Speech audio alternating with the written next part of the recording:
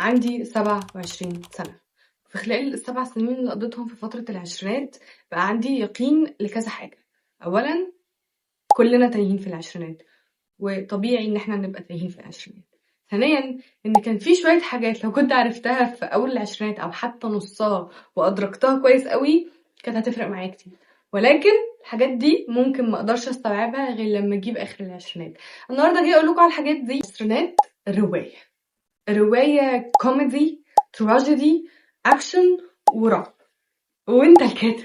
والله فترة العشرينات لازم نكون متأكدين ان هي مجموعة من الاحداث المفاجئة. انا هدفي في الحياة ان انا هحولها لمجموعة من القرارات. هل هتعرف تكنترول الموضوع ده في بداية العشرينات؟ لا. اول حاجة لازم تعملها في فترة العشرينات انك تخلي خيالك واسع وعندك قدر كده من الوهم والديلوجن.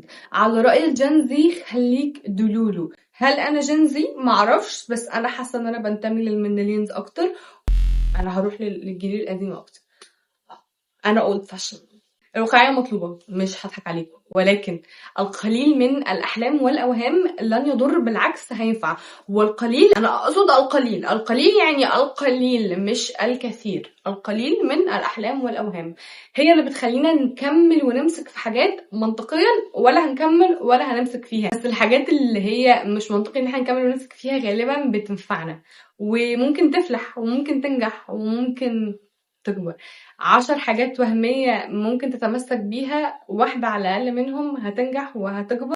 ده والوهم ده ممكن يوديك لحتة حلوة قوي، وهو انك تحاول انك تستمتع بالتوهان. يعني ايه؟ يعني فترة العشرينات بتحس فيها ان انت تايه جوه غابة.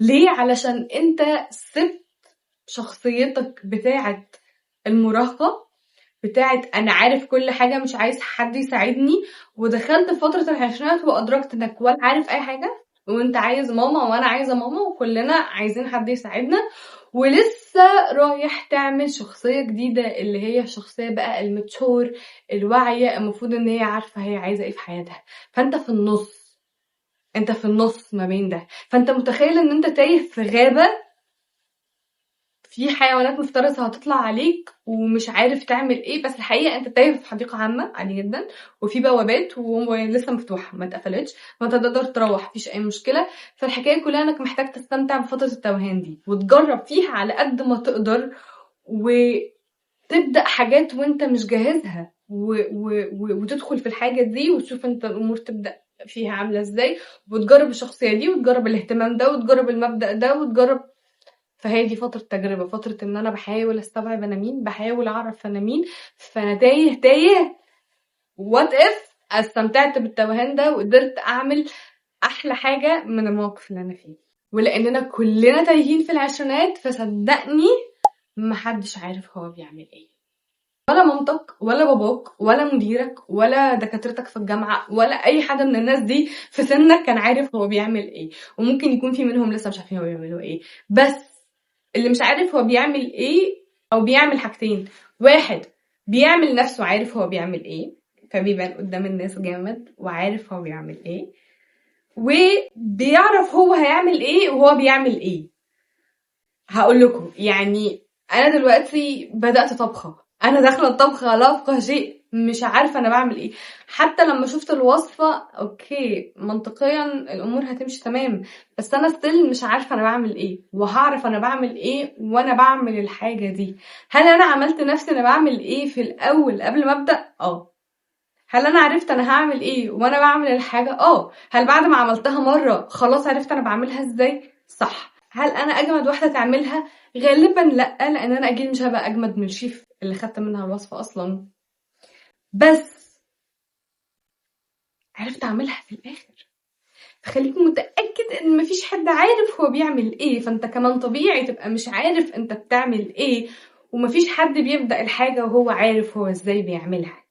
وده يودينا للنقطة اللي بعدها اللي بتقول ابدأ الحاجة وانت مش جاهز، لان الطبيعي انك تبدأ وانت مش جاهز. انا عارفة ان احنا في الوقت اللي احنا فيه ده في كثير والكثير من الناس اللي بتقولك اعمل سوي، وانت حاسس ان الناس دي كلها figured out، والناس دي كلها هي عارفة هي بتعمل ايه، واكيد عندها خبرة 500 سنة في الحاجة قبل ما تبدأ فيها، وانت عايز تبدأ الموضوع ده وانت عندك نفس النولج ونفس مستوى الكفاءة اللي عند الشخص اللي بقاله 10 سنين شغال فيها. ولان احنا عندنا كل الريسورسز وكل المعلومات، فاحنا لما بنبدأ في حاجة وبنعمل شوية سيرش في الاول كده بنكتشف ان احنا ما نعرفش اي حاجة عنها، فبنخاف نبدأها، واحنا ما نعرفش اي حاجة عنها فما بنبدأهاش. بس الفكرة ان احنا عمرنا ما هنعرف كل حاجة عن الحاجة غير لما نبدأ الحاجة، وعمرنا ما هنكمل في ان احنا نعرف كل حاجة عن حاجة غير لما نبدأ الحاجة. هل انا كنت عارفة كل حاجة عن الماركتينج قبل ما ابدأ؟ والله العظيم ولا افقه اي. هل بعد فترة I figured out ولما اتدبست في الموضوع ذاكرته؟ ولو ما كنتش اتدبست في المجال من الاول وحطيت نفسي فيه غصب عني، عمري ما كنت هبقى شاطرة فيه وعمري ما كنت هوصل للمستوى اللي انا وصلت فيه. جدا. فلما دبست نفسي في الحاجة وصلت فيها لمستوى كويس. نفس الكلام حصل مع الفيديو اديتنج، نفس الكلام حصل في حاجات كتيرة جدا في حياتي. بدأت قبل ما ابقى جاهزة، وانا في الحاجة بقيت جاهزة. وده يودينا للنقطة الأخيرة اللي بقول لكم فيها: خدوا وقتكم بعد ما تبدأوا الحاجة وتدبسوا نفسكم فيها. خدوا وقتكم انكم تفهموها، خدوا وقتكم انكم تعرفوها، خدوا وقتكم انكم تبقوا شاطرين فيها. مش تبدأوا فيها النهاردة وتدبسوا في نفسكم فيها النهاردة وبكرة تبقوا أجمد ناس. مش هيحصل. أنا عارفة إن في ناس كتير بتبقى جامدة مرة واحدة وعملوا الموضوع في ثانية، بس دول مش القاعدة، دول شواذ القاعدة. القاعدة بتقول إن كل الناس بتاخد وقتها في إن هي تتعلم الحاجة، تاخد وقتها في إن هي تبقى جامدة في الحاجة ويبقى عندها خبرة في الحاجة. فخدوا وقتكم. ليه؟ لأن العشرينات كلها فترة بنتعلم فيها. فما تتوقعش من نفسك أجمد نتائج في الدنيا وانت لسه صغير. لسه صغير. 23 صغير، 24 صغير، 25 صغير، 29 صغير. لسه عندنا فرصة. والله العظيم حتى 40 صغير ولسه الحياة فيها فرص. بس أنا عارفة إن واحنا بنكبر، وأنا أكتر واحدة عارفة ده، أنا كان بيجيلي اكتئاب في كل عيد ميلاد إنه أنا بقى عندي 23 سنة وما حققتش حاجة في حياتي. مش مطلوب منك تحققي حاجة في حياتك في السن ده، مطلوب منك إنك تعرفي بس أنتي عايزة تحققي إيه.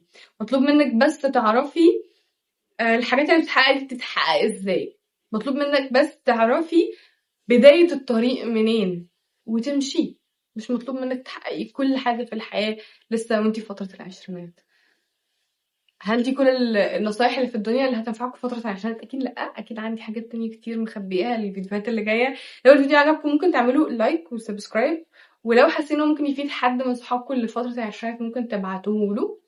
وممكن تستنوا الفيديوهات اللي جاية عشان أنا عندي حاجات كتيرة جدا عايزة أتكلم معاكم فيها، وحاجات بقى تبس وتريكس عن بجد ازاي اظبط التوهان بتاع العشرينات ده، واحاول اوصل لاكبر قدر من الاستمتاع واكبر قدر من انه اعرف انا بعمل ايه.